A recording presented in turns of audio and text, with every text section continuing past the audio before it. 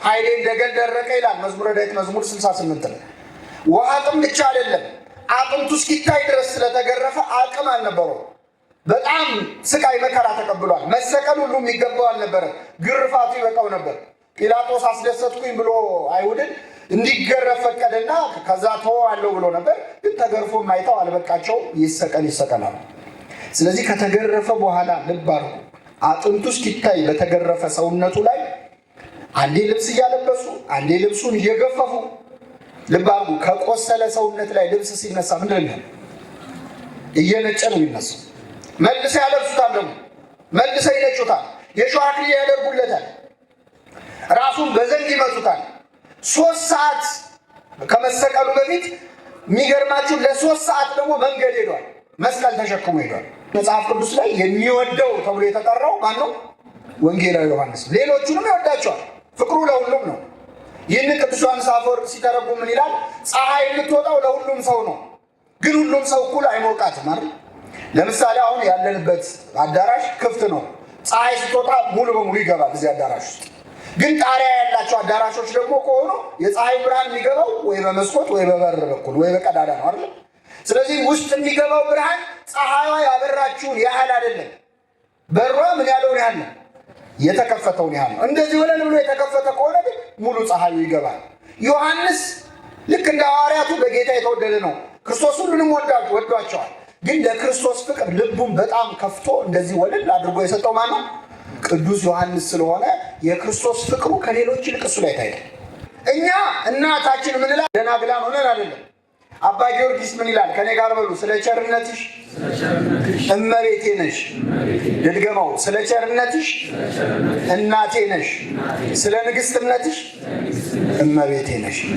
እንደ ንግስትነቷ ምናችን ነች? አሁን ለአምላክ እናት ተብላ ለእኛ እናት ሆናለች። ሊከብደን ይገባል። አንዳንድ ደፋሮች ደግሞ እህታችን ናት ይላሉ። ለአምላክ አክስት አጎት ሊሆኑ ማለት ነው። እግዚአብሔር ማየ ብሎ ጠርቷት አንተ እንዴት ነው እህቴ የምትላት? ከክርስቲያኖች እንዳንዱ አድርገው ሊቆጥሯት ይሞክሯል።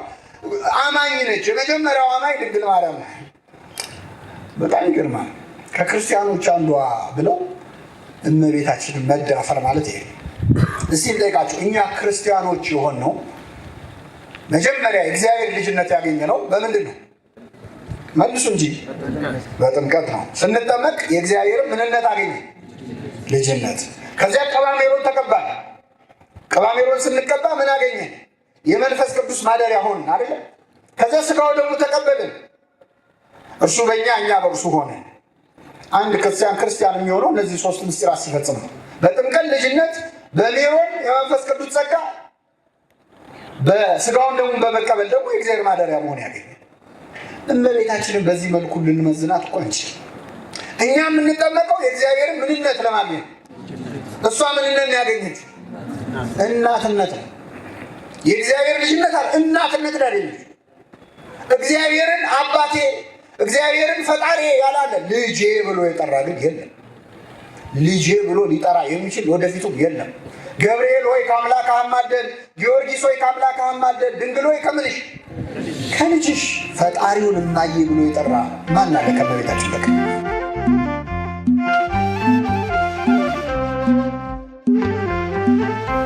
አምላክ አሜን።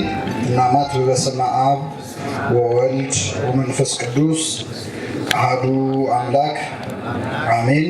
በስመ አብ ወወልድ ወመንፈስ ቅዱስ አሐዱ አምላክ አሜን። የልዑል እግዚአብሔር ቤተሰቦች፣ የእናታችን የእመቤታችን የቅድስት ድንግል ማርያም ወዳጆች በእግዚአብሔር ሰላምታ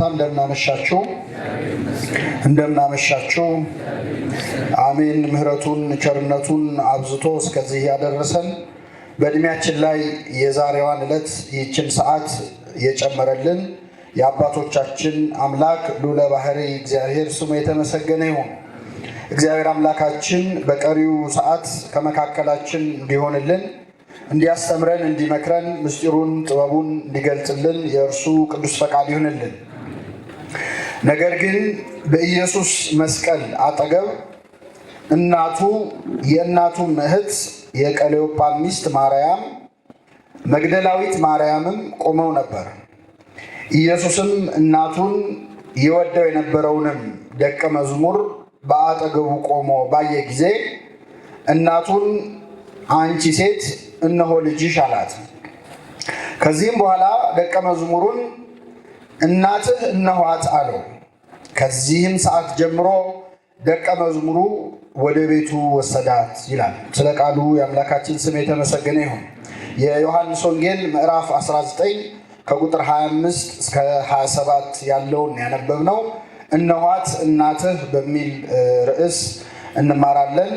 ለአባቶቻችን ለነቢያት፣ ለአባቶቻችን ለሐዋርያት፣ ለሐዋርያውያን አበው፣ ለሊቃውንት በጉባኤያቸው ተገኝቶ ምስጢሩን ጥበቡን ገልጦ ያስተማረ አምላካችን እኛንም በቸርነቱ እንዲያስተምረን፣ እንዲመክረን፣ እንዲገስጸን የእርሱ ቅዱስ ፈቃድ ይሁንልን። እነኋት በሉ እስኪ እናትህ። የዮሐንስ ወንጌል ምዕራፍ 19 ከቁጥር 27 ላይ ራሱ አምላካችን መድኃኒታችን ኢየሱስ ክርስቶስ የተናገረው ቃል ነው። በዚህ ቃል እንዲያስተምረን የእርሱ ቅዱስ ፈቃድ ይሁንልን። እንግዲህ እንደምታውቁት ጌታችን መድኃኒታችን ኢየሱስ ክርስቶስ በተሰቀለበት በዕለተ ዓርብ ብዙ ሰዎች በዙሪያው ነበሩ። የጌታችንን ስቅለት በተለያየ ምክንያት ለማየት የተሰበሰቡ መስቀሉን ከበው የቆሙ በጣም ብዙ ሰዎች ነበሩ። የቆሙበት ዓላማ ይለያይ እንጂ ሰዎቹ ግን ብዙ አይነት ሰዎች ነበሩ። ጸሐፍት፣ ፈሪሳውያን፣ አይሁድ፣ ሰዱቃውያን፣ የአይሁድ ማህበር በአጠቃላይ የክርስቶስን መስቀል ከበው ቆመው ነበረ። የቆሙት ግን እነሱ እንዳሰቡት ይሰቀል ይሰቀል ብለው እንደጮሁት በትክክል የስቅለት ሞት፣ የመዋረድ ሞት፣ የእርግማን ሞት መሞቱን ለማረጋገጥ ሲዋረድ ለማየት አይሁድ በክርስቶስ መስቀል አጠገብ ቆመው ነበር። ሮማውያንም በመስቀሉ ዙሪያ ነበሩ። የመስቀል የሞት ፍርድን ለማስፈጸም የሮም መንግስት የመደባቸው ጲላጦስ ያዘዛቸው ወታደሮች ከመስቀሉ ዙሪያ ነበሩ። እዛ እንዲቆሙ ያደረጋቸው የእንጀራ ጉዳይ ነው። የታዘዙትን ነገር ለመፈጸም ከክርስቶስ መስቀል አጠገብ ቆመው ነበር። እንግዲህ መስቀሉ አጠገብ የተገኘ ሁሉ ክርስቶስን ብሎ ነው ማለት ይቻላል? አይቻልም። ለእንጀራ ብሎ መስቀሉን የሚከብ ሰው ይኖራል። ከመስቀሉ አካባቢ የማይጠፋ ለኑሮ ብሎ ለጥቅሙ ብሎ የሚጠጋ ይኖራል። ክርስቶስን ለክፋት ብሎ የሚጠጋ ሰው ይኖራል። ብዙ ሰዎች ግን ከበው ነበር። አላፊ አግዳሚውም ደግሞ ክርስቶስን ለመሳደብም የቆሙ ነበሩ። እንደው በጣም ይገርማችሁ፣ ምንም በማያውቁት በዛ ሲያልፉ ለማንኛውም የሰደቡት ነበሩ። ክርስቶስ አያውቁትም። መንገድ ኃላፊዎች ናቸው። እንግዲህ ክርስቶስ የተሰቀለው ከኢየሩሳሌም ከተማ ውጪ ነው። ውጭ ከበር ውጭ አውጥተው ሰቀሉት ነው የሚለው አይደለም። ስለዚህ ከበር ውጭ ከተማይቱ ውስጥ ሲገበያዩ ቤተ እግዚአብሔር ሲሳለሙም በተለያየ ዓላማ የመጡ ሰዎችን ስራቸውን ጨርሰው ሲወጡ ወደ ሌላ ከተማ ለመሄድ ሲወጡ ምንድን ነው ብለው ሲጠይቁ ሶስት ሰዎች ተሰቅለው አዩ። በተለይ የመካከለኛው ላይ ሰው ሁሉ ሲጨክንበት ሲያዩ መቼ ሰው ሁሉ የጨከነበት ክፉ ቢሆን ነው ብለው ስድብ አዋጥተው የሄዱ ሰዎች አሉ። አያውቁትም ክርስቶስን፣ ግን ለማንኛውም ተሳልበዋል። በማያውቁ የሚሳደቡ ሰዎች አሉ የለም? አሉ። ዝም ብለው በማያውቁት ጉዳይ ተነስተው የሆነ ነገር ብለው ያለፏሉ። በዚህ ዕለት ነው እንግዲህ ከክርስቶስ አጠገብ ሶስት ማርያሞች ነበሩ። ላንብብላችሁ። በጌታችን በኢየሱስ መስቀል አጠገብ እናቱ፣ የእናቱ እህት የቀሌዮጳ ሚስት ማርያም፣ መግደላዊት ማርያምም ቆመው ነበር ይላል። የሶስቱም ሴቶች ስም ማን ነበረ? ማርያም ነበረ። አንደኛ እመቤታችን ቅድስት ድንግል ማርያም ናት። ዮሐንስ በስሟ ጠርቷት አያውቅም። በነገራችን ላይ ዮሐንስ ወንጌል ላይ አንድም ቦታ ሌሎቹን ማርያም ይላል፣ እሷን ግን በስሟ አልጠራትም። በጣም የሚገርመው ግን እንደሷ ደግሞ የሚቀርበው የለም። ዮሐንስ 19 ዓመት አብሯት ኖሯል ከእመቤታችን፣ ግን መቀራረቡ እንኳን ስሟን ለመጥራት አላደፋፈረውም። አንድም ቦታ ላይ በስሟ አልጠራትም። የኢየሱስም እናት በዚያ ነበረች፣ እናቱ እያለ ነው የሚጠራት። እመቤታችን በጣም ስትቀርባት፣ በጣም ወደ እሷ በተጠጋ ቁጥር ማንነቷ እየገባ ሲመጣ በስሟ እንኳን ለመጥራት ይከብዳል። ዘመድ ብትሆን እንኳን እንደ ኤልሳቤጥ የጌታዬ እናት እኔ ማን ነኝ ትላለህ። እመቤታችን በጣም ስታውቃት ክብሯ ሲገባ ስሟን ለመጥራት እንኳን አቅም ታጣለህ። እኔ ማን ነኝ ትላለህ። ክብሯ ያልገባህ እንደሆን ደግሞ እሷ ማናት ትላለህ። ማናት ድንግል ማርያም?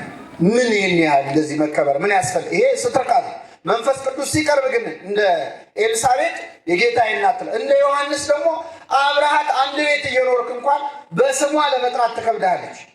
ለዚህ ነው የኛ ቤተክርስቲያን ዝም ብላ ዘንጥላ ማርያም አትልም። እማ አምላክ፣ እመ ብርሃን፣ ወላዲተ አምላክ ነው የምንለው። አዎ በጣም ብዙ ስሞች አሏት እመቤታችን በቤተክርስቲያናችን። ስለዚህ የኢየሱስም እናት በዚያ ነበረች። የቀሌዮጳ ሚስት ማርያም መግደላዊትም ቆመው ነበር ይላል። ክርስቶስ ተሰቅሎ ሳለ እንግዲህ 7 ቃላት ተናግሯል። 7ቱ አጽራሃተ መስቀል የምንላቸው ፍጹም ቃል ተናግሮ ነው። 7 እስመ ውልቆ ሳሉ በኀበ ዕብራውያን ፍጹም ውእቱ ይላል። 7 ቁጥር በዕብራውያን ዘንድ ምንድን ነው? ፍጹም የሆነ ነገር ነው የተናገረው ክርስቶስ መስቀል ላይ ሆኖ 7 ቃላትን ተናግሯል። ተሰቅሎ የቆየው 3 ሰዓት ያህል ነው። በ3 ሰዓታት ውስጥ ግን 7 አረፍተ ነገሮች ብቻ ነው የተናገረው። እኔ እንኳን አሁን በዚህ ደቂቃ 77 ቃላት ተናግሬያለሁ። ክርስቶስ ግን 3 ሰዓት ሙሉ 7 ቃላት ብቻ ነው የተናገረው። ያው ጥቂት ቃላት ናቸው የማይቀሩትም። ለምንድን ነው ክርስቶስ በጣም ጥቂት ቃላት የተናገረው? ከመሰቀሉ በፊት 6666 ጊዜ ምን ብሏል? ተገርፏል። ኃይሉ ደክሟል። ኃይሌ እንደገል ደረቀ ይላል መዝሙረ ዳዊት መዝሙር 68 ላይ። ውሃ ጥም ብቻ አይደለም፣ አጥንቱ እስኪታይ ድረስ ስለተገረፈ አቅም አልነበረው። በጣም ስቃይ መከራ ተቀብሏል። መሰቀል ሁሉ የሚገባው አልነበረም። ግርፋቱ ይበቃው ነበር። ጲላጦስ አስደሰትኩኝ ብሎ አይሁድን እንዲገረፍ ፈቀደና ከዛ ተወዋለሁ ብሎ ነበር። ግን ተገርፎ ማይተው አልበቃቸው። ይሰቀላል። ስለዚህ ከተገረፈ በኋላ ልብ አድርጉ፣ አጥንቱ እስኪታይ በተገረፈ ሰውነቱ ላይ አንዴ ልብስ እያለበሱ አንዴ ልብሱን እየገፈፉ ልብ አድርጉ። ከቆሰለ ሰውነት ላይ ልብስ ሲነሳ ምንድን ነው? እየነጨ ነው የሚነሳው። መልሰው ያለብሱታል፣ ደግሞ መልሰው ይነጩታል። የሾህ አክሊል ያደርጉለታል። ራሱን በዘንግ ይመቱታል። 3 ሰዓት ከመሰቀሉ በፊት የሚገርማችሁ ለ3 ሰዓት ደግሞ መንገድ ሄዷል። መስቀል ተሸክሞ ሄዷል።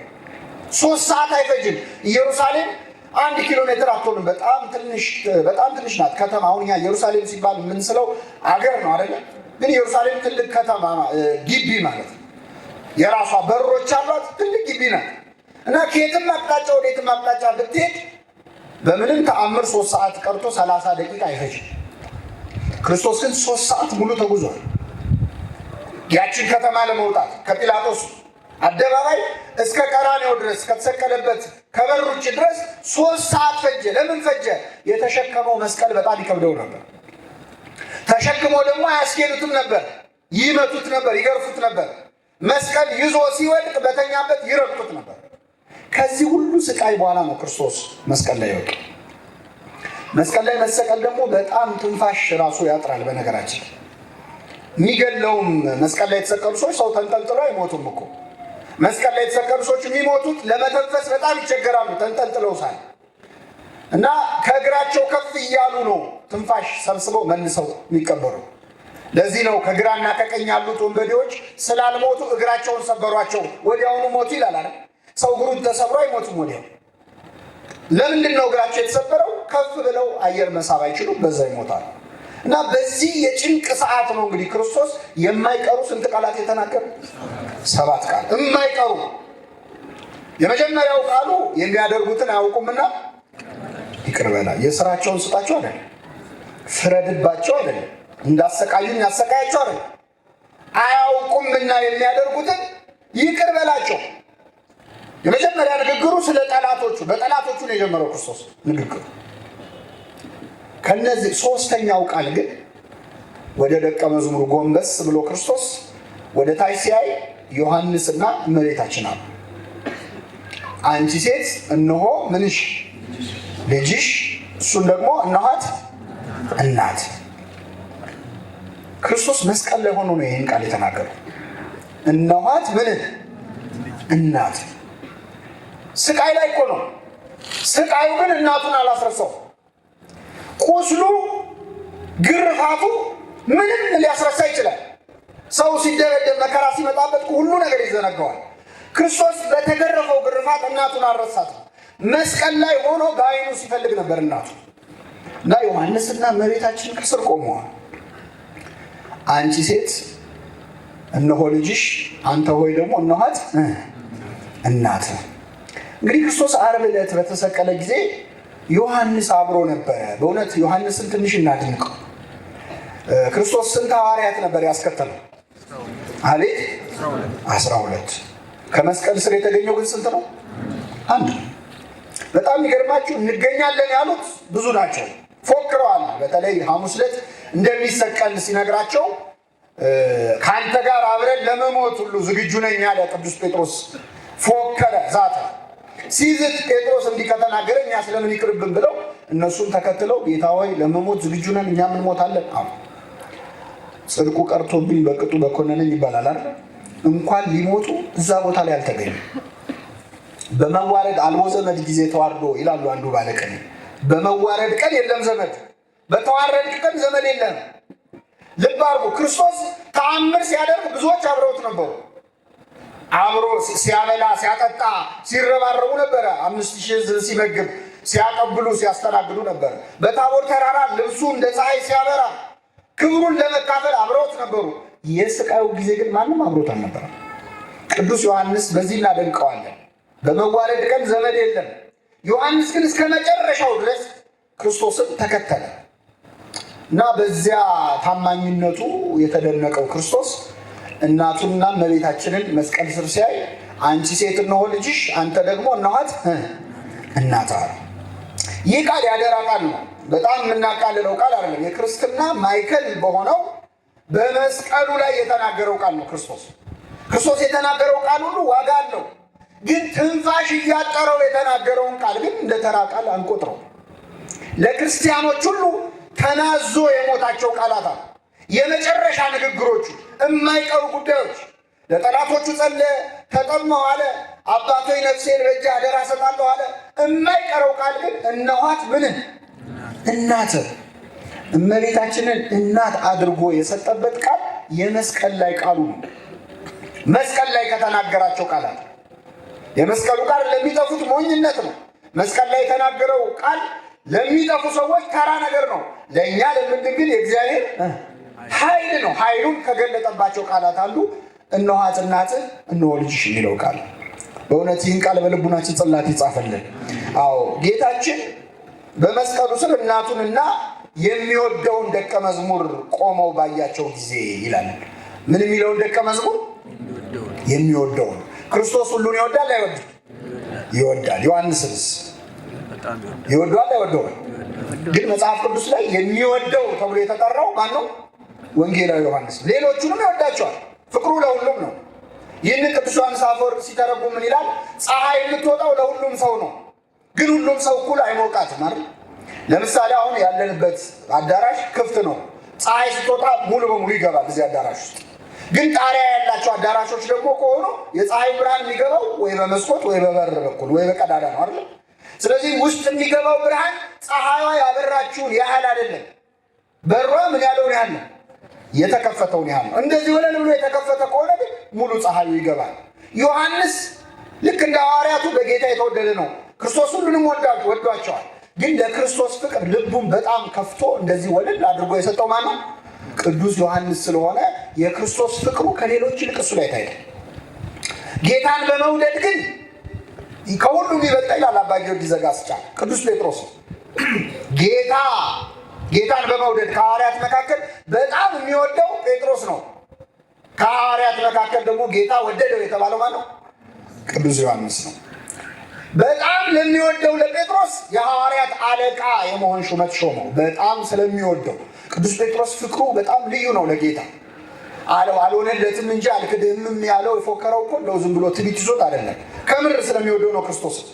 ሌሎች ቢክዱ ማለቱን ያጠፋው እንጂ ከትንሣኤ በኋላ ይገርማቸዋል። ጴጥሮስ ጌታ እኮ ነው ብሎ ዮሐንስ ሲነግረው በጀልባ ሄዶ ክርስቶስ ጋር መድረስ አላስችል ብሎት ከጀልባ ዘሎ እየዋኘ ነው ሄደው። አላስቻለው ጌታው ጋር ለመድረስ። ይወደዋል ከልቡ። ስለዚህ ለሚወደው ጴጥሮስ ክርስቶስ የሐዋርያት አለቃ አደረገው። የበለጠ ከሐዋርያት ይልቅ ግን ፍቅሩ ከእሱ ጋር የተገናኘለት የሚወደው ሐዋርያ ፍቁረ እግዚእ ለተባለው ለዮሐንስ ግን ከእሱ የበለጠ ሌላ ስጦታ ነው የሰጠው። ይህች ስጦታ ማነች? እመቤታችን ነው። አንቺ ሴት እነሆ ምንሽ ልጅሽ፣ እነሆ ልጅሽ የሚለው ስጦታነቱ ለእመቤታችን ነው ወይስ ለዮሐንስ? አቤት ለዮሐንስ ነው። ለእርሷ ከዮሐንስ ሌላ ልጅ አላት። ልጇ ማን ነው? ክርስቶስ። ከዛ የሚበልጥ ልጅ ሊኖራት ይችላል? አይችልም። ለዮሐንስ ግን ድንግል ማርያምን እነሆ ልጅሽ ብሎ መስጠቱ፣ በሌላ ቋንቋ ክርስቶስ በጣም ሲወድህ ማን ብሎ እንደሚጠራ ታውቃለህ? የማርያም ልጅ ነው የሚለው። የክርስቶስ የሽልማት የማይረግ ስም የድንግል ማርያም ልጅ መባል ነው። የመጨረሻ ለሚወዳቸው ሰዎች ሊሰጠው ስጦታ። ለንጹሑ ዮሐንስ በጣም ንጹሕ ድንግል ነው ዮሐንስ። በንጽህና ነው የኖረው። በ25 ዓመቱ በሐዋርያነት ተጠራ። በንጽህና እንደውም ጾር ሁሉ ጠፍቶለታል ይላል የቤተክርስቲያናችን መጽሐፍ። ስለዚህ ንጽ ጠብቆ ከሴት ርቆ ከኃጢአት ርቆ የሚኖረውን ንጹሑን ዮሐንስ ለንጽሕት እናቱ ልጅ አደረገው። ድንግሉን ዮሐንስ ለድንግሊቱ እናቱ ከደረቱ የተጠጋ ነው ዮሐንስ። ሐሙስ ዕለት ከጌታ ደረት አልተጠጋም? አዎ። ሌሎች ሁሉ ሐዋርያት ጌታ ሆይ አሳልፎ የሚሰጥ ማን ነው? እኔ ሆንን እያሉ ጠየቁ። ይሁዳም አይኑን በጨው አጥቦ መጥቶ ማን አለ? እኔ ሆንን አለ። አንተ አልክ አለው። ዮሐንስ ግን አሳልፎ የሚሰጥህ እኔ ሆንን አላለም። ትዕቢት ይዞት አይደለም። አሳልፎ እንደማይሰጠው ያውቃል፣ ይወደዋል። ጌታ ሆይ ማን ነው አሳልፎ የሚሰጥህ ብሎ ከጌታ ደረት ተጠጋ ይላል። ከጌታ ምን ተጠጋ? ከደረቱ ለተጠጋው ዮሐንስ ከደረቷ አስጠግታ ያሳደገችውን እናቱን ሰጠ። እነሆ ምንሽ ልጅሽ ብሎ እዚህ ላይ በደንብ የምታስተውሉት እነሆ ልጅሽ አለ እንጂ እነሆ እንደ ልጅሽ እዩ ብሏል አላለም። እንደ ልጅ ይሁንሽ አላለም። እነሆ ምንሽ ልጅሽ ነው ያለ። ክርስቶስም የእመቤታችን ልጇ ነው። ዮሐንስም የእመቤታችን ምኗ ነው? ልጇ። እንዴት ተባለ? ለምን መሰላችሁ? ዮሐንስ በቅድስና ውስጥ ስለነበር እሱ መኖር አቁሞ በእሱ ውስጥ የሚኖረው ክርስቶስ ራሱ። አንድ ሰው ፍጹም ልቡን ለእግዚአብሔር የሰጠ እንደሆነ እግዚአብሔር በእሱ ይኖራል፣ እሱ መኖሩ ያቆማል። ቅዱስ ጳውሎስ በእኔ የሚኖረው ክርስቶስ ነው እኔ አይደለሁም እንዳለ ነው። የእግዚአብሔር ማደሪያው ነው። እንደውም አንዱ ሊቅ ምን አለ? ለሌላ ክርስቶስ አሳልፎ ሰጣት ይላል። እየሰማችሁ he gave her for another Jesus። ለሌላ ክርስቶስ አሳልፎ ሰጣት። እነሆ ልጅ ይሁንሽ ሳይሆን እነሆ ምንሽ ልጅሽ። ቅዱሳን ወደ እግዚአብሔር ሲቀርቡ ራሳቸው የእግዚአብሔር ማደሪያ መቅደስ ይሆናሉ። አውግስጢኖስ የተባለ አንድ አባት አለ። በጣም በዝሙት በኃጢአት ይኖር የነበረ ሰው ነው። በኋላ ንስሐ ገባ። ንስሐ ከገባ በኋላ አዲስ ሕይወት ሲጀምር መንኩሶ በድንግል በቅድስና መኖር ሲጀምር ድሮ በዝሙት የሚያውቁት ሴቶች እየመጡ ያስቸግሩታል። እና አንድ ቀን መንገድ ላይ የሄደ አንዲት ሴተኛ ዳሪ እየሮጠች ትከተለዋለች። አውግስጢኖስ እያለች ትጠራዋለች። ዞር ብሎ አይቶ እንዳልሰማ ይሄዳል። አውግስጢኖስ ደጋገመች። መጨረሻ ላይ ያዘችውና አውግስጢኖስ እኔ እኮ ነኝ አለችው። አዎ አንቺ ነሽ፣ እኔ ግን እኔ አይደለሁም ማለት። በፊት የምታውቂኝ እኔ አይደለሁም። ክርስቲያን ራሱን ለእግዚአብሔር አሳልፎ ሲሰጥ የማን ማደሪያ ይሆናል? የክርስቶስ ማደሪያ ይሆናል። ስለዚህ ዮሐንስ በቅድስና ስላለ እነሆ እንደ ልጅሽ እዩ አይደለም ያላት፣ እነሆ ምንሽ ልጅሽ አለ። በጣም ትልቅ ክብር ነው በእውነት ለዮሐንስ የተሰጠው። ይህ ክብር ለእኛ ተሰጥቶናል አልተሰጠም? መልሱልኝ። አንዳንድ ሰዎች አይ ለእኛ አልተሰጠም ይላሉ። ለእኛ ለዮሐንስ ብቻ እግዚአብሔር ይስጣቸው። አሁን ለእነሱ አልተሰጠም። ምክንያቱም እኔ እንዴት እናቴ ለክርስቶስ ነው እንጂ ለእኔ እናት አይደለችም የሚል ሰው ይሄ ሰውዬ በዚህ ንግግሩ ብቻ እመቤታችን እናቱ ልትባል ትችላለች? አትችልም። እኛ እናታችን ምንላል? ደናግላን ሆነን አይደለም። አባ ጊዮርጊስ ምን ይላል? ከኔ ጋር በሉ። ስለ ቸርነትሽ እመቤቴ ነሽ። ልድገመው። ስለ ቸርነትሽ እናቴ ነሽ፣ ስለ ንግስትነትሽ እመቤቴ ነሽ። እንደ ንግስትነቷ ምናችን ነች? አሁን ለአምላክ እናት ተብላ ለእኛ እናት ትሆናለች? ሊከብደን ይገባል። አንዳንድ ደፋሮች ደግሞ እህታችን ናት ይላሉ። ለአምላክ አክስት አጎት ሊሆኑ ማለት ነው። እግዚአብሔር ማየ ብሎ ጠርቷት አንተ እንዴት ነው እህቴ የምትላት? ከክርስቲያኖች እንዳንዱ አድርገው ሊቆጥሯት ይሞክሯል። አማኝ ነች። የመጀመሪያው አማኝ ድንግል ማርያም ነው። በጣም ይገርማል። ከክርስቲያኖች አንዷ ብለው እመቤታችንን መዳፈር ማለት ይሄ። እስቲ እንጠይቃችሁ፣ እኛ ክርስቲያኖች የሆነው መጀመሪያ እግዚአብሔር ልጅነት ያገኘ ነው በምንድን ነው? መልሱ እንጂ። በጥምቀት ነው። ስንጠመቅ የእግዚአብሔር ምንነት አገኘ? ልጅነት። ከዚያ ቀባሜሮን ተቀባል። ቀባሜሮን ስንቀባ ምን አገኘ? የመንፈስ ቅዱስ ማደሪያ ሆን አይደለ? ከዚያ ስጋው ደግሞ ተቀበልን። እርሱ በእኛ እኛ በእርሱ ሆነ። አንድ ክርስቲያን የሚሆነው እነዚህ ሶስት ምስጢራት ሲፈጽም ነው። በጥምቀት ልጅነት፣ በሜሮን የመንፈስ ቅዱስ ጸጋ፣ በስጋውን ደግሞ በመቀበል ደግሞ የእግዚአብሔር ማደሪያ መሆን ያገኛል። እመቤታችንን በዚህ መልኩ ልንመዝናት እኮ አንችልም። እኛ የምንጠመቀው የእግዚአብሔርን ምንነት ለማግኘት፣ እሷ ምንነት ያገኘች እናትነት ነው። የእግዚአብሔር ልጅነት አለ፣ እናትነት አይደለች። እግዚአብሔርን አባቴ እግዚአብሔርን ፈጣሪ ያላለ ልጄ ብሎ የጠራ ግን የለም። ልጄ ብሎ ሊጠራ የሚችል ወደፊቱም የለም። ገብርኤል ሆይ ከአምላክ አማልደን፣ ጊዮርጊስ ሆይ ከአምላክ አማልደን፣ ድንግል ሆይ ከምንሽ ከልጅሽ ፈጣሪውን እማዬ ብሎ የጠራ ማን አለ ከእመቤታችን በቀር? እማዬ ብሎ የጠራት ፈጣሪዋ ልጇ አምላኳ የሆነ አምላኳ ልጇ የሆነ እኛ ስንጸልይ ወደ አምላካችን ነው እንጸልየው። እሷ ግን ወደ አምላኳ ወደ ልጇም ነው። ጸሎት ቢል ተናግሮ ተሰብስለ እግዚአብሔር እኛ ከእግዚአብሔር ጋር የምንነጋገረው። እመቤታችን ግን ከልጇም ጋር እኮ እናት ልጇን እንደምታናገር በስልክም ይሁን በአካል ድንግል ማርያም እኮ ልጇ ነው እያናገራት ያለ። ለእሷ ጸሎት ከባድ ነገር አለ፣ ከልጇ ጋር መነጋገር ነው። እጅግ በጣም ድንቅ እና እነኋት እናትህ እነሆ ምንሽ ልጅሽ ብሎ ዮሐንስን ሰጣት። ቅዱስ ዮሐንስ በእውነት እስከ መስቀል ድረስ ስለተከተለ እመቤታችንን እናት አድርጎ ለመቀበል እስከምን ድረስ መከተል ያስፈልጋል? እስከ መስቀል ካልተከተልክ እሷን እናቴ ብሎ ለመጥራትም ራሱ ፈቃድ አታገኝ እና አይ እናታችን አይደለችም የሚሉ ሰዎች እውነታቸውን አይደለች። እንደ ዮሐንስ ካልጸና የእሷ እናትነት ሊገባ አይችልም። አንቺ ሴት እነሆ ልጅሽ ካለ በኋላ አንተ ሆይ እነኋት እናትህ ብሎ ሰጡ። እመቤታችን የሁላችን እናት ናት። እነኋት እናትህ የሚለው ስጦታ በእውነት ትልቁ ለክርስቲያኖች እግዚአብሔር የሚሰጠው ድንቅ ስጦታ ነው። ቅዱስ ዮሐንስ እነኋት እናትህ ተብሎ በክርስቶስ አንደበት መሸለሙ ውስጡ ብዙም ያስከብረን ትምህርት አለ። የመጀመሪያው እመቤታችን ዘላለማዊት ድንግል መሆኗን ያስረዳል። ምን መሆኗን? ዘላለማዊት ድንግል። እንዴት ነው ያስረዳው ካላችሁ፣ እነኋት እናትህ አለው። ያም ደቀ መዝሙር በዚያ ሰዓት ወደ ቤቱ ወሰዳት ይላል። ወደ ቤቱ። አንዳንድ ደፋር ሰዎች እመቤታችን ሌሎች ልጆች ወልዳለች፣ ልጆች አሏት በማለት ይደሰታሉ። ይህ በጣም የሚገርመኝ እግዚአብሔር የተቀመጠበት ዙፋን ላይ ሌላ ሰው ተቀምጧል በማለት ምን የሚገኝ ደስታ አለ?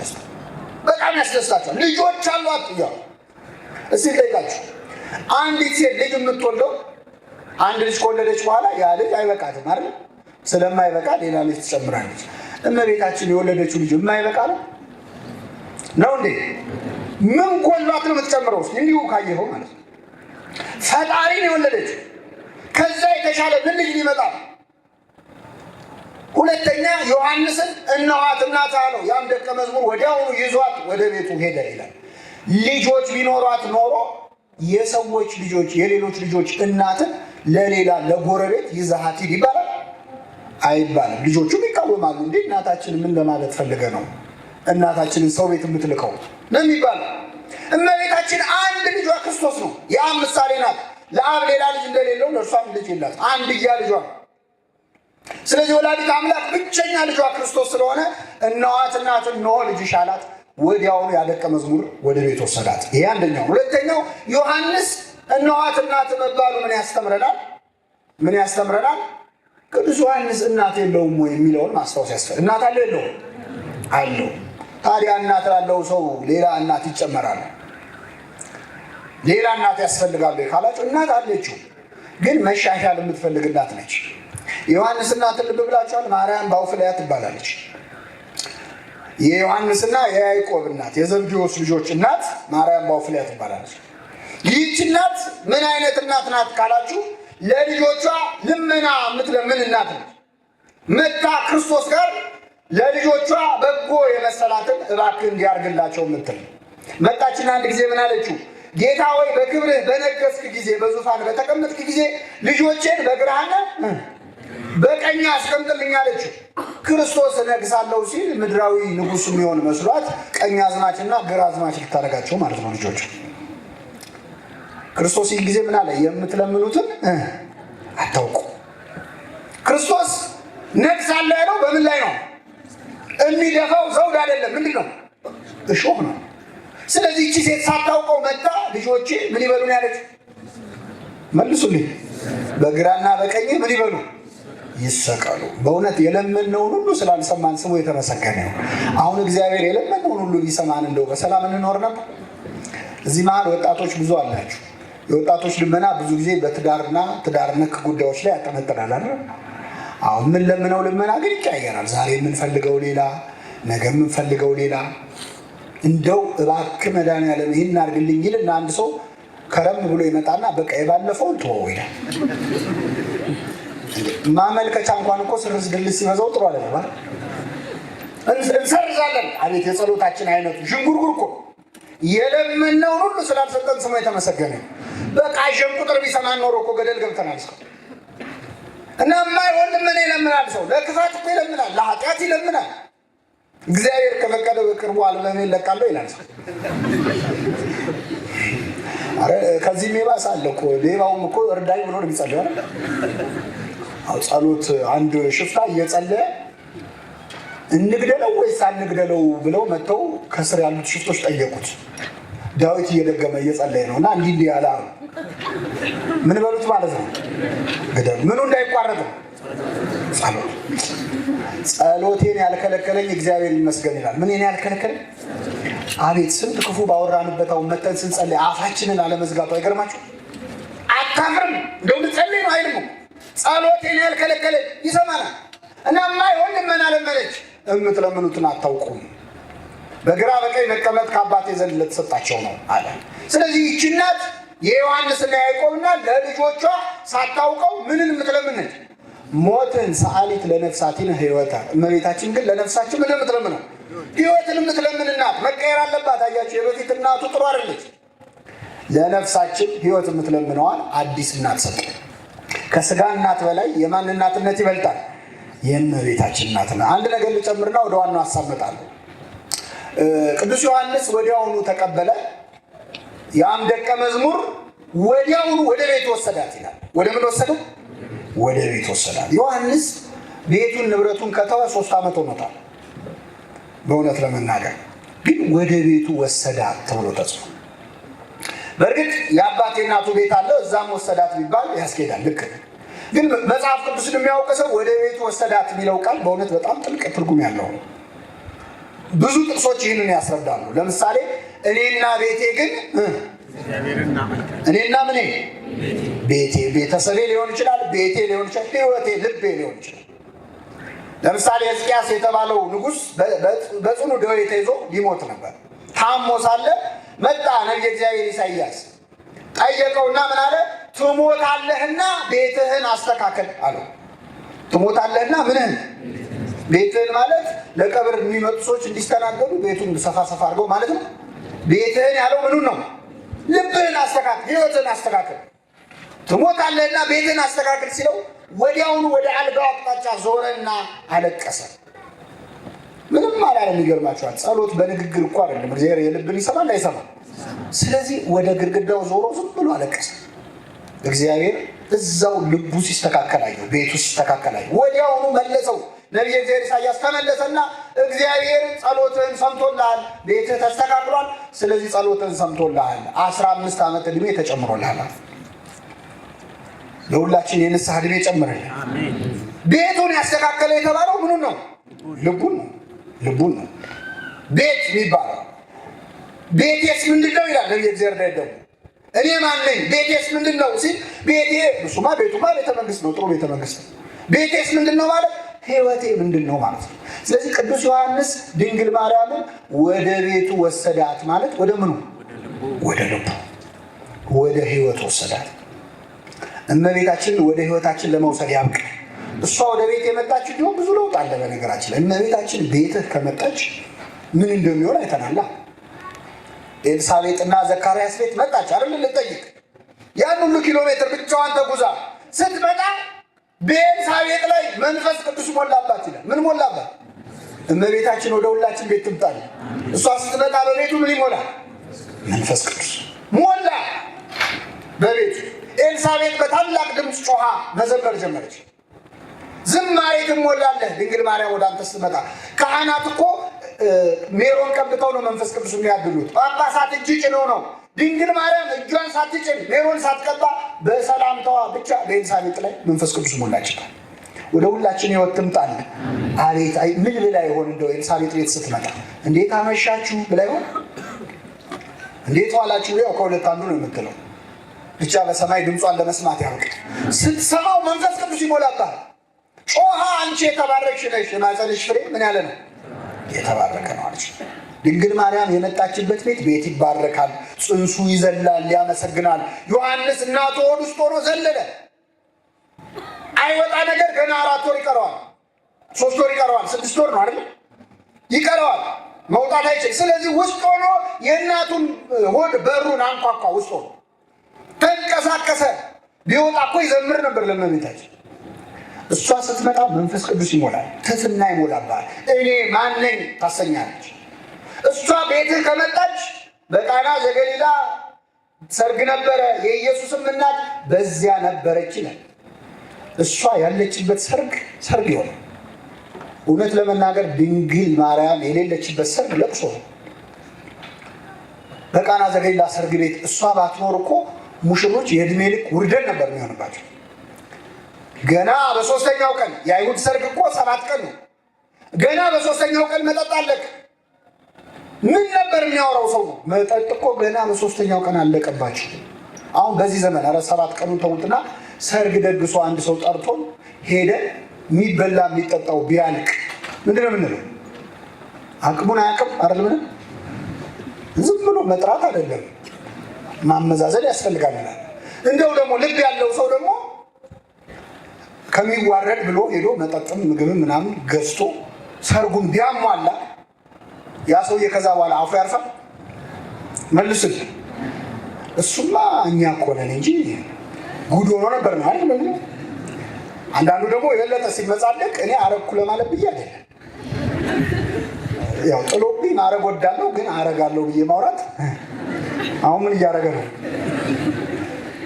ምን ይላል መሰላችሁ ቅዱስ ያዕቆብ? ማንም አንዳች ቢጎድለው ይላል ሳይነቅፍ በልግስና ከሚሰጥ ከእግዚአብሔር ዘንድ ይለምን ይላል። ምን ሳይ ሰጥቶ የማይነቅፍ እግዚአብሔር ብቻ ነው። ሰዎች ካረጉልህ አያስቀምጡን። ያለብሱሃል። የሆነ ጊዜ አንድ ሰው ያለብስሃል ልብስ እንዴት ነው ልብሱ ይልሃል ሲያገኝ መንገድ ላይ በደንብ ያዘው። እሺ እግዚአብሔር እስትንፋስ ሰጥቶን በደንብ እየተነፈስክ ይላል፣ በደንብ ይላል። ነፃ ነው ያወጣል።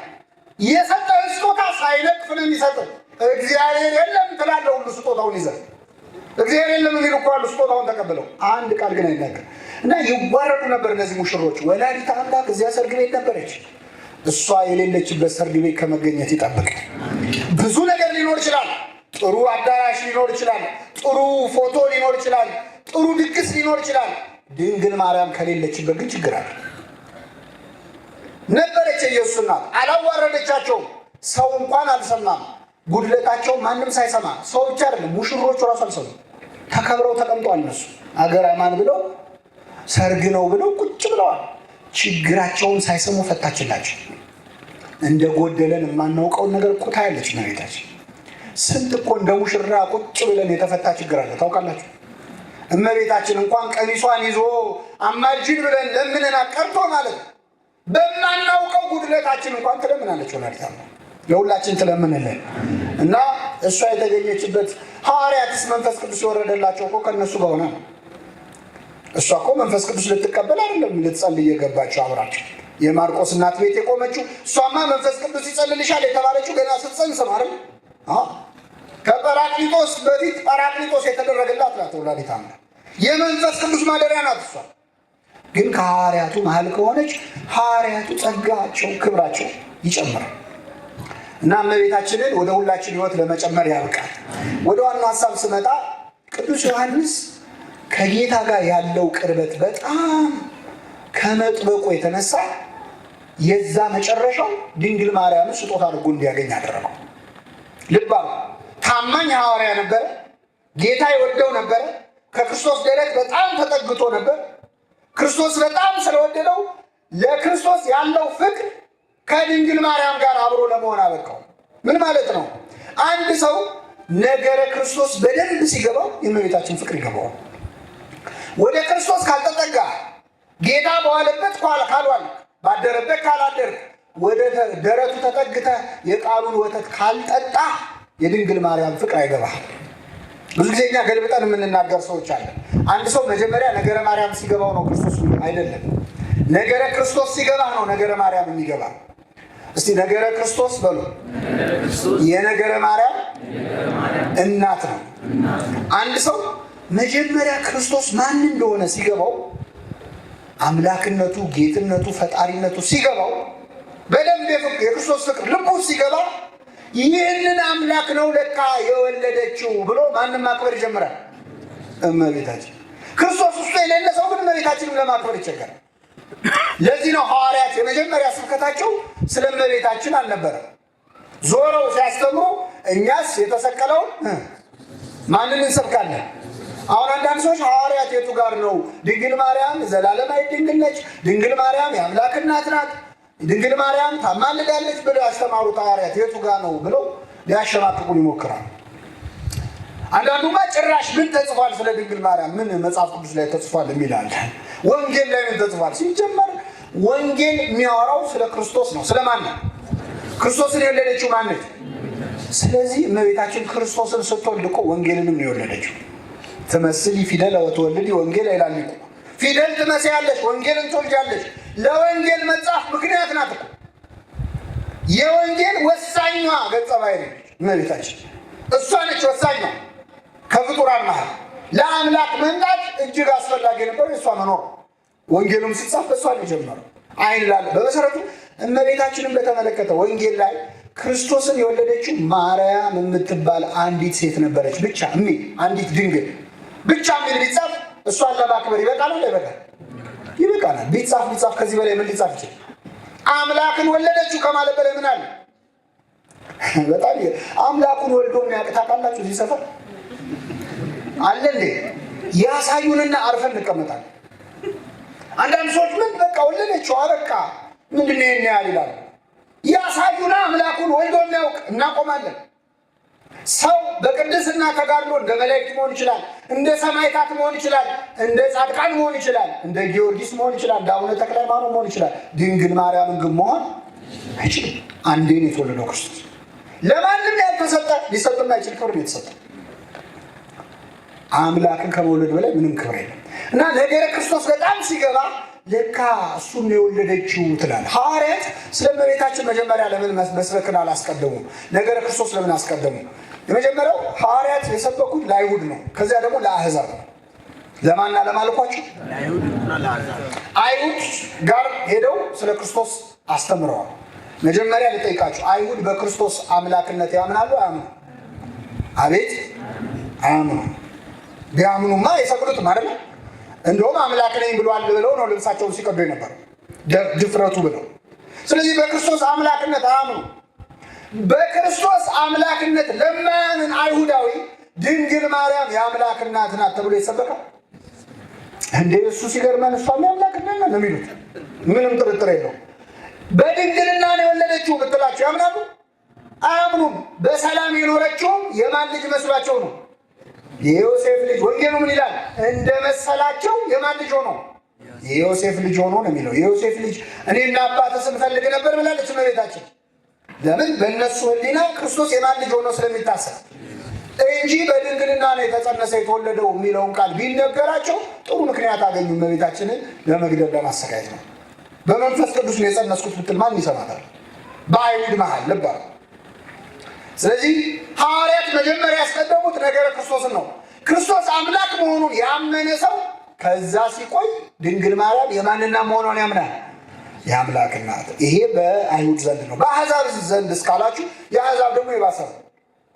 አሕዛብ የምንላቸው እንግዲህ ሮማውያን፣ ግሪካውያን ሐዋርያት ዞሮ የሰበኩባቸው ሀገራት ናቸው።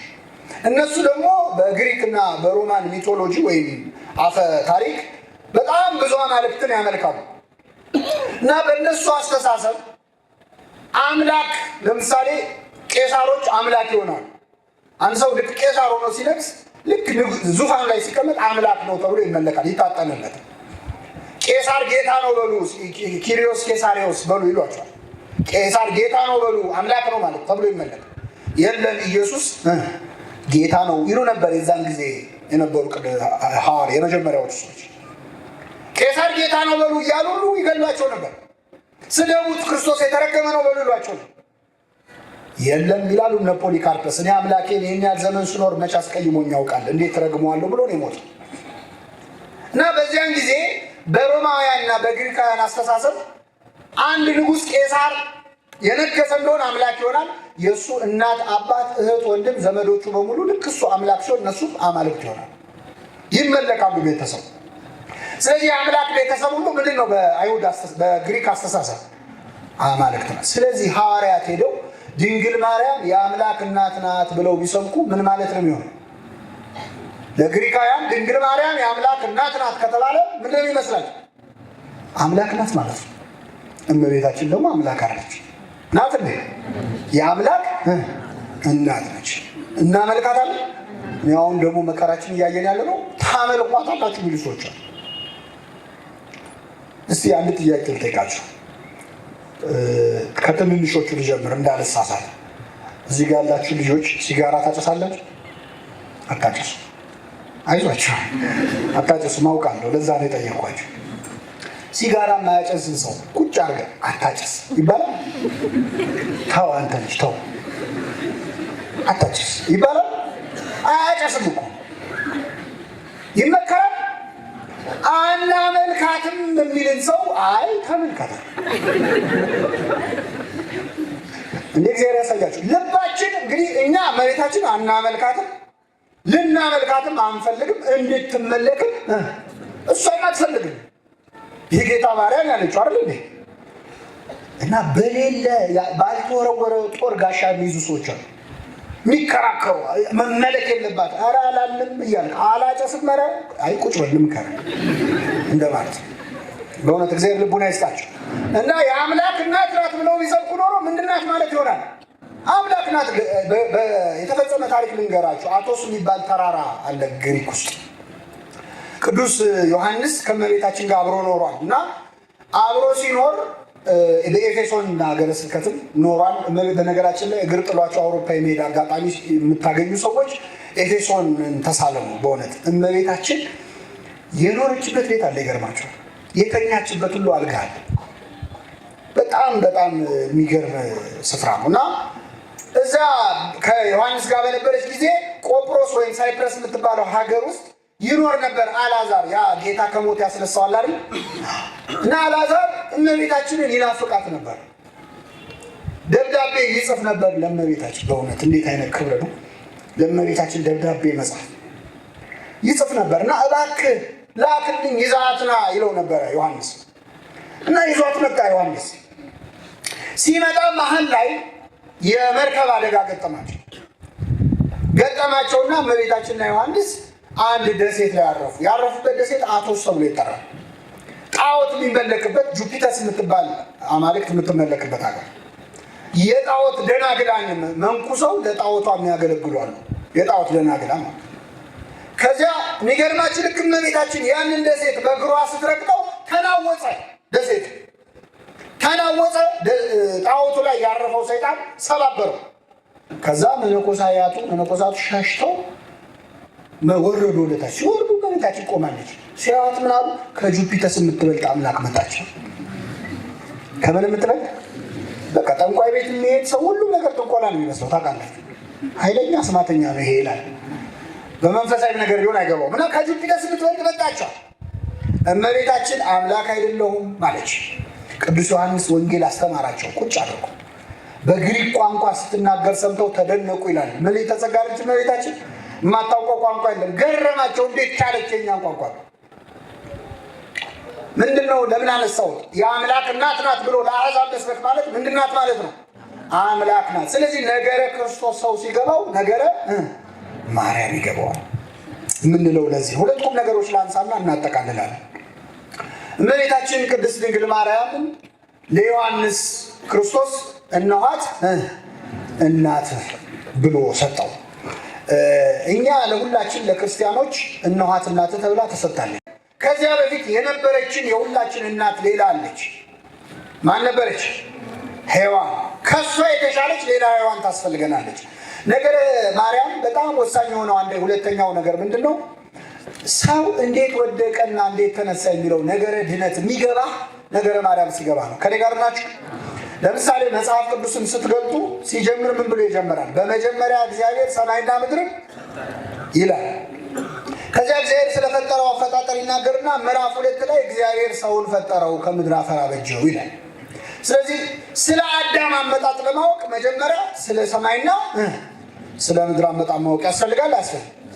እንበልና መጽሐፍ ቅዱስ ሲጀምር በመጀመሪያ አዳም ነበረ ብሎ ቢጀምር ኖሮ አዳም ከየት እንደመጣ ማወቅ ይቻላል? አይቻልም። እንዲሁም አልተቻለም አይደል? ከዝንጀሮ ነው ከጦጣ ነው ይባላል አይደል? እዚህ 5 ኪሎ አለች አንድ ጦጣ አታቋትም? ታቋታላችሁ? አታቋት? ማን ነበር ስሙ? ሉሲ። መቼስ ሰው ናት ብላችሁ እንደማታምኑ ተስፋ አደርጋለሁ። ጦጣ በጣም እድለኛ ጦጣ ነች አይደል? ለሰው በዚህ ደረጃ ሳይከበር ጦጣ እንደዚህ እንክብካቤ በጣም ደስ ይላል በእውነት ለእንስሳት ብርቅዬ ከዋሊያ ከነ ምንድነው ቀይ ቀበሮ ቀጥሎ ኢትዮጵያ ያለው ብርቅዬ እንስሳ ሉሲ ነች እንጂ ሰው ናት። አለዚህ ኢቮሉሽን እናምናለን በሉና እንገናለን። እና ልብ አድርጉ ኖሮም እንኳን ሰው ይክዳል ማለት ነው አይደል? ግን ስለ አዳም ከመናገሩ በፊት መጀመሪያ አዳም ስለተፈጠረባት መሬት ጽፏል መጽሐፍ ቅዱስ። አንድ በር ሁለተኛ ቀጥሎ አዳምና ሔዋን ከገነት መባረራቸው ታሪክ ተጽፏል። እንዴት? መጀመሪያ እባብ ሰይጣን በእባብ ስጋ ውስጥ ተሰውሮ መጣ። ሔዋንን አነጋገራት፣ ክፉ ምክር መከራት። አዳምና ሔዋን አትብሉ የተባሉትን ዕፀ በለስ በሉ፣ ከገነት ምን አሉ? ተባረሩ።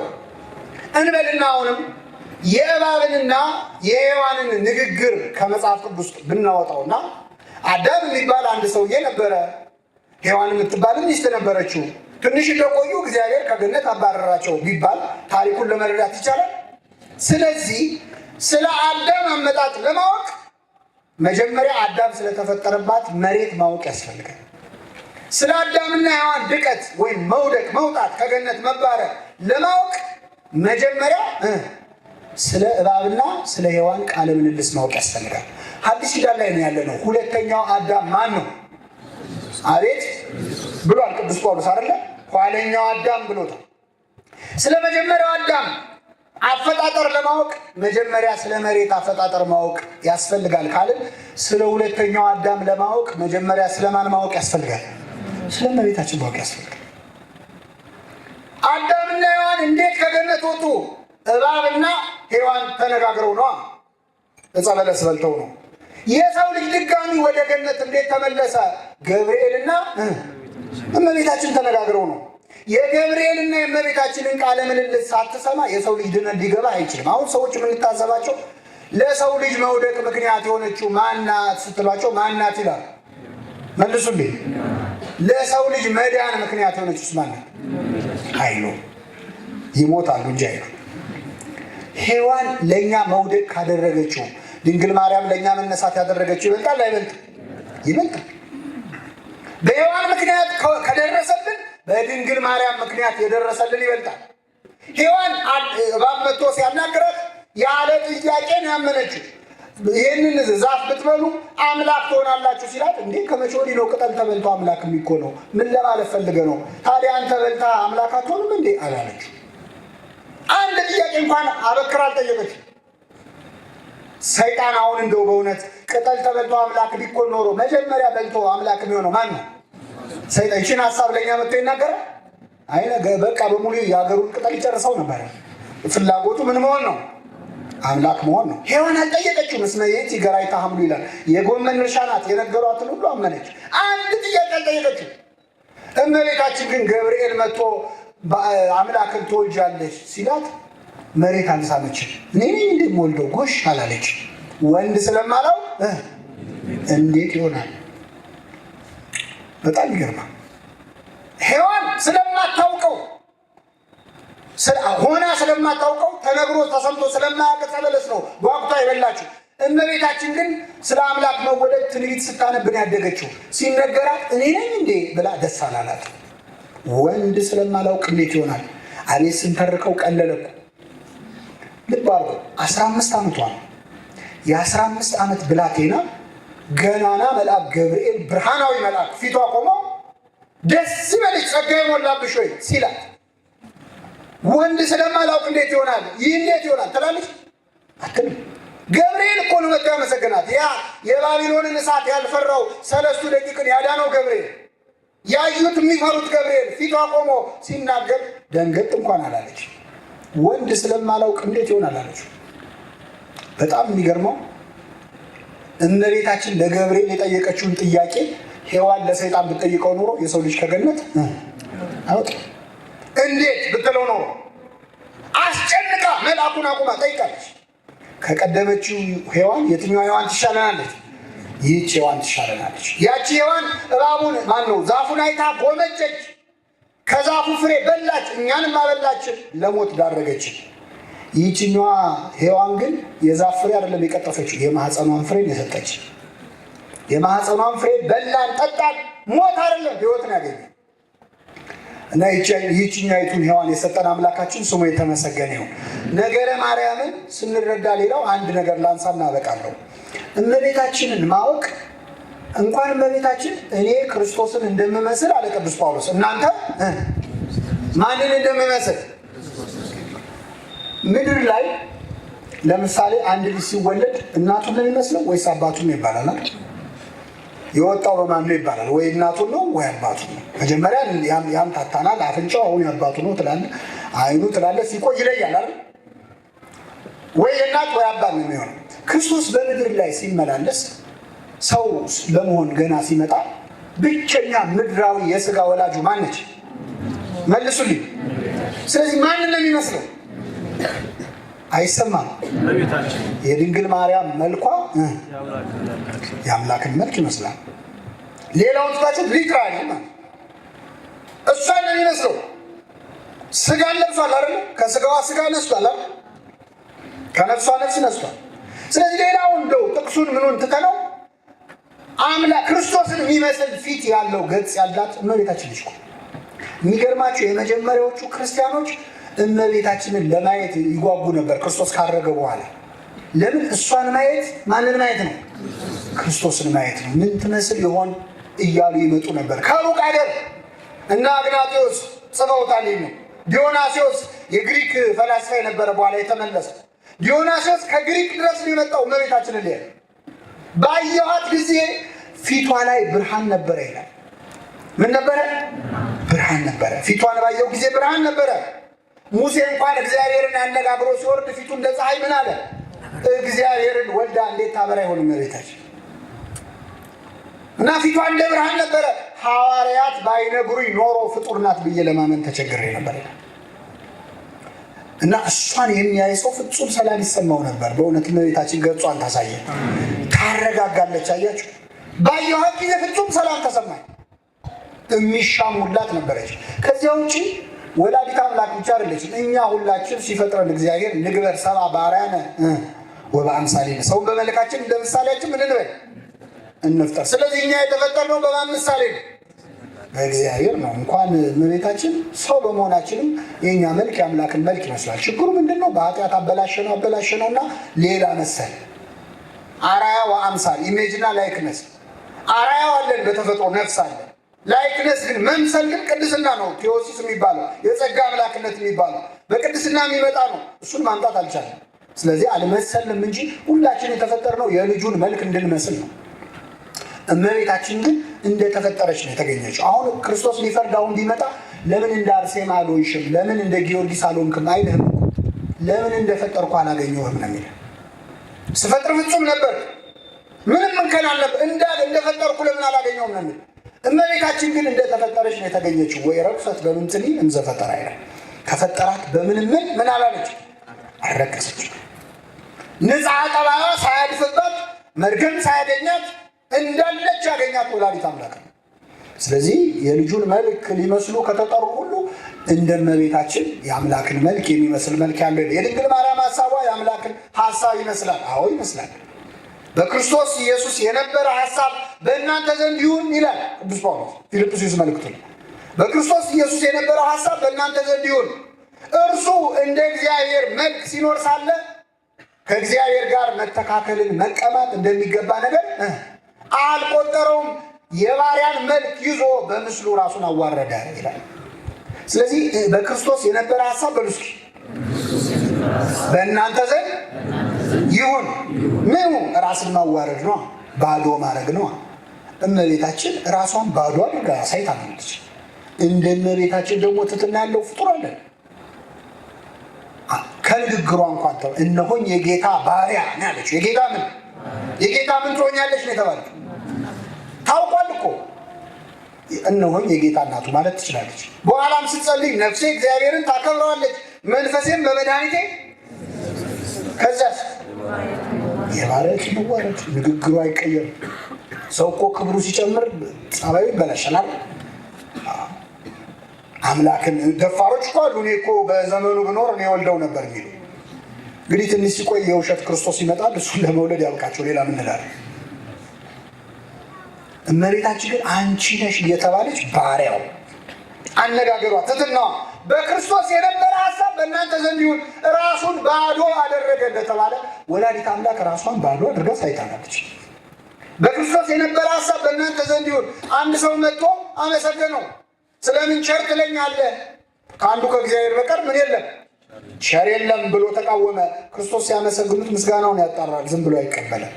እመቤታችንን ገብርኤል መጥቶ ሲያመሰግናት ይህ እንዴት ያለ ሰላምታ ነው! በክርስቶስ የነበረ ሐሳብ በእሷ ዘንድ ነበር። ስለዚህ ወላዲተ አምላክ በእውነት የአምላክን መልክ መምሰል ምን እንደሆነ የሚያሳይ ሕይወት የሚያሳይ ቅድስና ነው ያላት። በእውነት እነኋት እናትህ ብሎ የሰጠንን ስጦታ ዋጋ ለመስጠት ያብቃል። ሰው እግዚአብሔር ሊምረው ሲፈልግ የእናቱን ፍቅር ያሳድርበታል። ለክርስቶስ ያለ ፍቅር ለድንግል ማርያም ጥላቻ ያመጣል? አያመጣም። ይህ በታሪክ ራሱ አስገራሚ ነው። የሚያመልኩትን አምላክ የወለደችውን እናት የሚጠሉ ተከታዮች ሊኖሩ አይችሉም። አንዳንድ ሰው ሲናደዱሉ ታያላችሁ። ገና ስሟ ሲጠራ ብልጭ የሚልባቸው ሰዎች ነው። ግራ ይገባናል። ግን አባ ጊዮርጊስ ነግሮናል። ምክንያቱም ነግሮናል። ያንቺን ስም ሲሰማ መብረቅ የጮኸ ያህል ሰይጣን ይደነግጣል። ገና ማርያም ሲባል ሰይጣን ክው ነው የሚለው።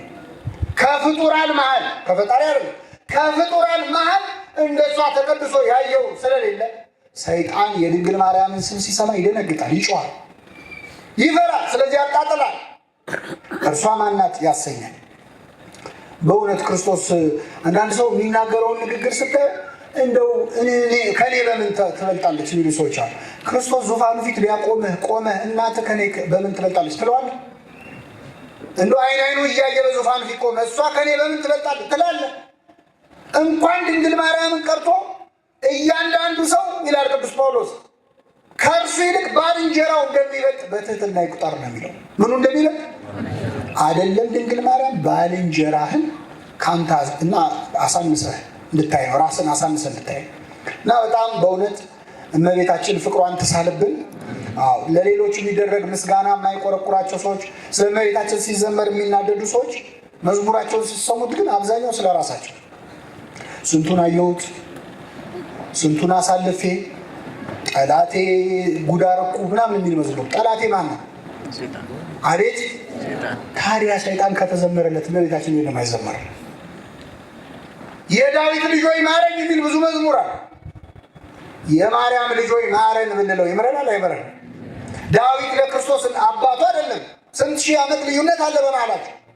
የዳዊት ልጆች ማረኝ ስላለ ከማረው የማርያም ልጆች ማረን ስንለው ይምረናል። እስቲ የማርያም ልጆች ማረን ነው።